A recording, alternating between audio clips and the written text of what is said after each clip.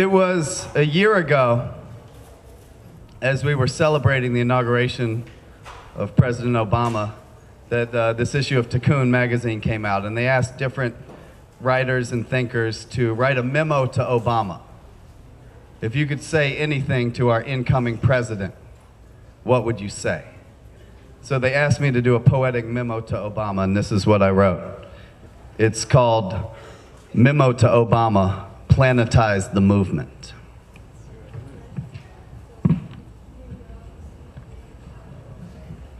We are standing on a planet that is shooting through space, and it's time we started acting like it.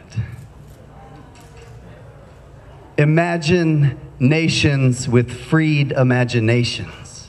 Imagine nations with freed imaginations. It's time for she who sees the way to seize the day, seize the hour, seize the levers of power, and be the change. A new page, a new stage of drama. We need a movement of movements in the age of Obama. Because not even a Messiah could cure this empire. We need all of us to face all of the past and move past it. I ain't gonna study war no more, except in history classes. Globalized liberation, planetize the movement. You can't stop the Earth's revolution. The snafu was the half who would settle for half-truth.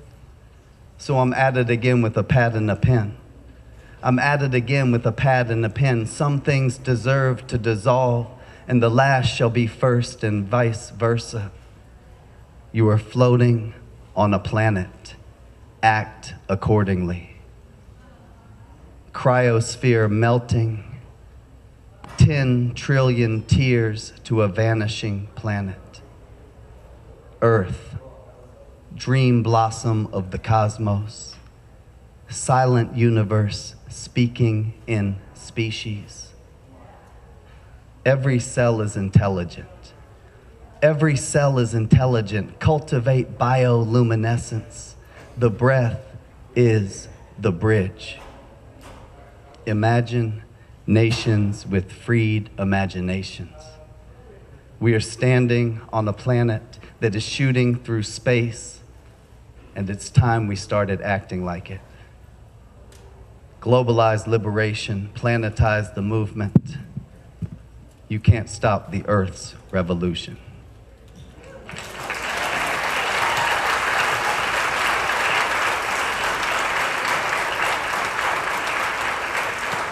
Thank you. So we need to build a movement, or we need to strengthen the movements that already exist. And we need to build a movement that connects ecology and social justice. We know that our ecological problems are not separate from our social justice problems. And we know that the solution involves creating a new system that works for everybody, creating a new system that celebrates the life-sustaining processes of the planet Earth, creating a system at which justice is put at the center. So we need to build a movement that connects ecology and social justice. And this kind of inclusive movement building is precisely what Martin Luther King Jr. was talking about, particularly during those last prophetic years of his life.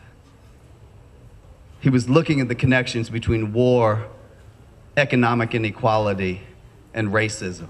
So in the same way that Dr. King was connecting the issues at the end of his life, we need to be connecting the issues 40 years later. We need to be connecting ecology and social justice. And I would say we need to bring cosmology into it, because we know that cosmology, our basic worldview, is so important, is so determinative.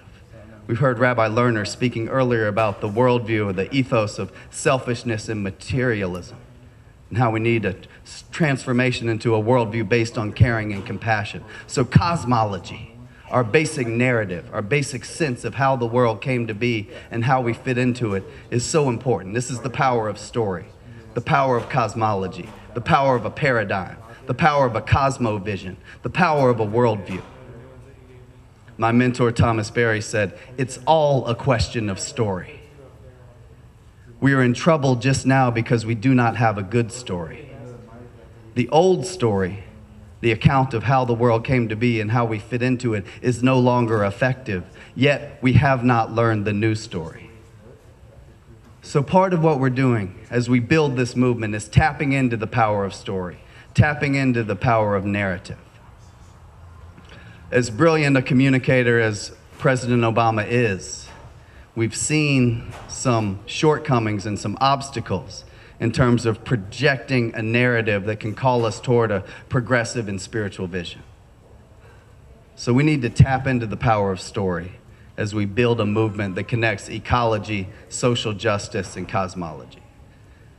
It was Thomas Berry, the environmental writer and ecological thinker, who first made me attuned to the power of story. So I want to read a poem now in honor of Thomas Berry.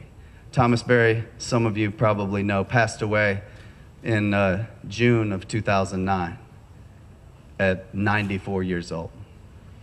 This is a poem for Thomas Berry. It's called Carolina Prophet.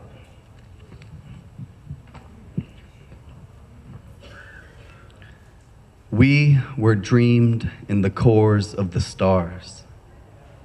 Like the stars, we were meant to unfold. We were dreamed in the depths of the undulating ocean. Like the waves, we were meant to unfold. Like bursting supernovas, birthing elements, which crucibles give rise to creativity. The world makes us its instrument. Father Thomas, speaking for stars in a voice old as wind, origin moments are supremely important. What are the origins of a prophet? Found in syllables of Sanskrit or Chinese characters, in a decade of midnight prayer, in childhood epiphanies rising like heat, blue Carolina sky, dark pines, crickets, birds, sunlight on the lilies in the meadow across the creek. Born in Carolina on the eve of the Great War, Saturn conjoining Pluto in the sky, raised in a world of wires and wheels, watching dirt roads turn to pavement. Brooding intensity, measuring loss when others could see only progress. White hair communing with angels of earth, Father Thomas, reminding us we are constantly bathed in shimmering memories of originating radiance. We are constantly bathed in shimmering memories of originating radiance. The psychic stars, the conscious soil, this thin film of atmosphere, and only gravity holding the sea from the stars. When a vision of the universe takes hold in your mind, your soul becomes vast as the cosmos. When the mind is silent, everything is sacred. Like the spiral, like the lotus, like the waves, like the trees, like the stars, we were meant to unfold.